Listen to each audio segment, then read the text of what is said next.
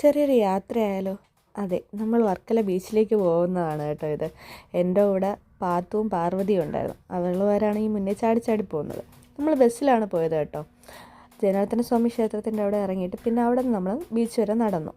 പോകുന്ന വഴിയിൽ കുറേ കച്ചവടക്കാരെയും ഡ്രസ്സും കാര്യങ്ങളൊക്കെ കണ്ട് അതിനൊക്കെ കമൻ്റൊക്കെ പറഞ്ഞ് പോവുകയാണ് കേട്ടോ. ദൂരെ നിന്ന് ചെല്ലുമ്പോഴേ കടൽ കാണാം.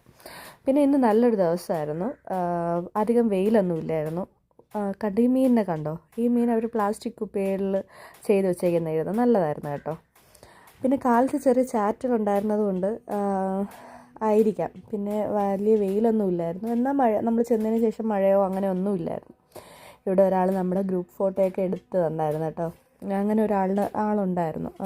എന്നിട്ട് 10 മിനിറ്റിനകം നമുക്ക് പ്രിൻ്റൊക്കെ തരും. അതൊക്കെ കിട്ടിയായിരുന്നു. പിന്നെ നമ്മൾ 3 പേരും ഒരു ഐസ്ക്രീമൊക്കെ കുടിച്ച് അങ്ങനെ ജോളിയായിട്ട്. അതൊന്നും ഇതിൽ ഇൻക്ലൂഡ് ചെയ്യാൻ പറ്റിയില്ല കേട്ടോ.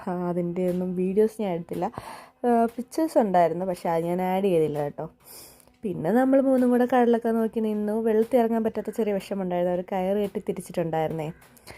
ഇത് ഇങ്ങനൊരു വീഡിയോ കൈ പിടിച്ച് നടക്കുന്നൊരു വീഡിയോ എടുത്ത് തരാൻ പറ്റുമ്പോൾ പാർവതി ചെയ്തേന് കേട്ടോ. പക്ഷേ കോളമായി കേട്ടോ. എന്തായാലും താങ്ക് യു. നല്ലൊരു